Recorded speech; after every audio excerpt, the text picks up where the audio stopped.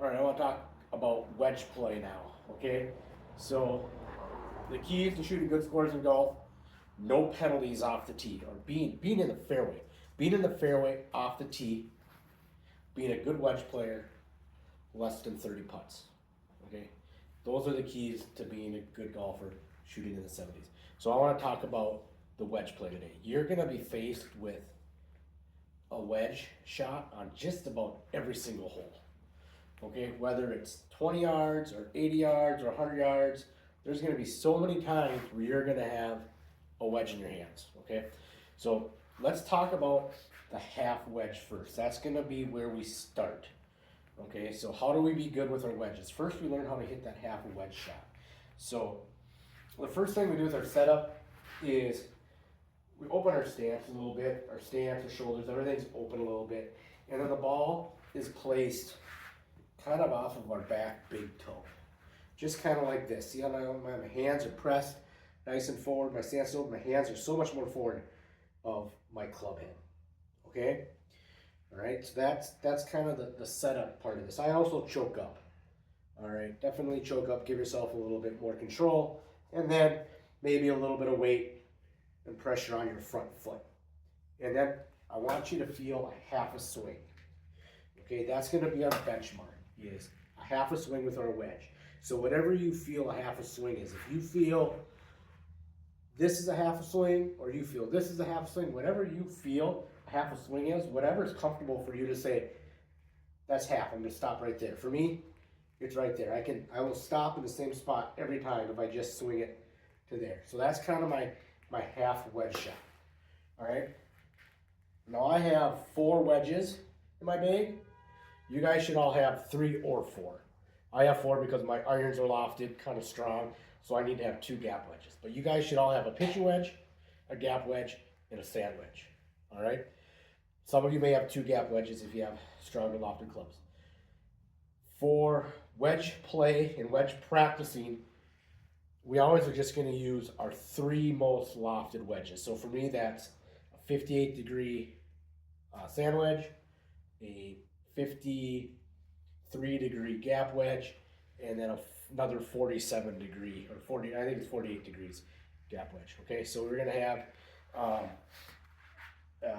3 wedges that we're going to play with. So right now I have my middle gap wedge, okay, which is my 53, and I know that if I take it to here and swing through, I know that that ball is going to fly 55 yards in the air. It's actually 52, but I know it's going to fly 52 yards in the air, and it's going to roll another 6 to 8 yards. So from 52 to 60 yards, 50 to 60 yards, I want to use my 52-degree wedge.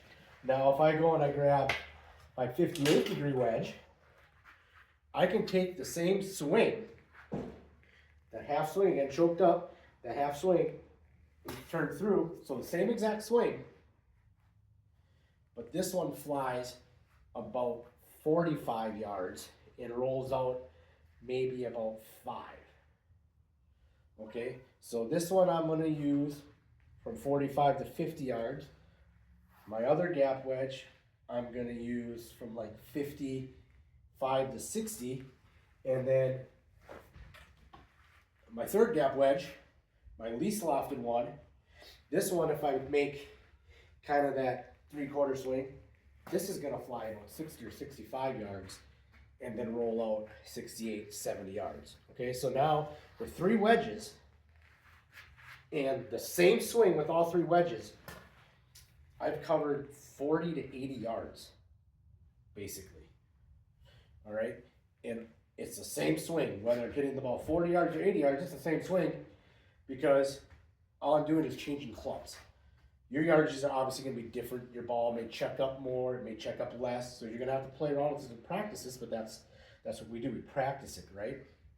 Okay, so that's the first part of this. Now, let's say 20 yards I have. I'm closer to the green. I just missed the green or something. Okay, now maybe my benchmark swing here for that shot is the club almost parallel to the ground. Okay, and so then I know this swing is going to go 25 yards with my most lofted wedge. It's going to go 35 yards with my next lofted wedge. And then with my lowest lofted wedge, it's going to go 45 yards. Okay? And depending maybe on where the pin is on the green, is going to depend on which wedge I'm going to use. If it's down front, I'm going to use my most lofted wedge. If it's in the back, I'll let it hit the middle of the green and run back there. So maybe I'll use my least lofted wedge for that shot. So take those kind of things into consideration as well. Okay, now what about more full swing type of wedges? First off, I don't ever want to see you take a full swing with a wedge. What happens is, let's say I got this gap wedge here. This gap wedge goes 115 yards. Let's say I'm out 120, but my pitching wedge goes a little too close to my pitching wedge, so I'm gonna hit this gap wedge. I'll just swing it a little bit harder to get that extra 5 yards. Ain't gonna happen. All that's gonna happen is the ball's gonna go higher in the air, and it's probably, instead of going 115, gonna go 110. Okay, because all you're doing is just creating more spin. The ball's gonna go higher in the air, it's not gonna fly as far. So when we hit all of our wedges more like a full distance, and I would even include my 9-iron in this, and maybe even my 8-iron, we want to flight the ball. Okay, so again, with the setup, we're maybe not as open as we were, but we still want that ball placed back in our stance. Look how much more forward our hands are. Okay, and then now we're swinging back about 90%, 95%, and then flighting the ball. Okay, so we're keeping our hands forward, and we've got shaft lean, and we're compressing it, and the ball is launching forward. Okay, so, and again, like I said, a 9-iron I would do this. You could even maybe do it with an 8-iron. I think 7-iron you can go with playing the ball more in the middle of your stance, taking a full swing. But with the wedges, we don't even want to hit them full. 95% flighted. You're gonna get more distance, more spin, lower launch. Pros launch their driver and long irons higher than their wedges. Okay, their driver and their long irons are maybe 100, 105 feet in the air, where the wedges are maybe 80 or 90 feet in the air. So it's a pretty big difference. They fly it in low with a crap ton of spin. Okay, so that's what I want you guys to work on. This is what we're going to work on all season long. Every practice we're going to work on flighting these wedges. Every practice we're going to work on that 50-yard wedge shot, that 20-yard wedge shot. All right? Be a good wedge player. That's where the pros save all their strokes. They get up and down from everywhere, whether it's for par or for birdie or whatever. They get up and down. Okay? So keep the ball in the fairway off the tee. Be a really good wedge player.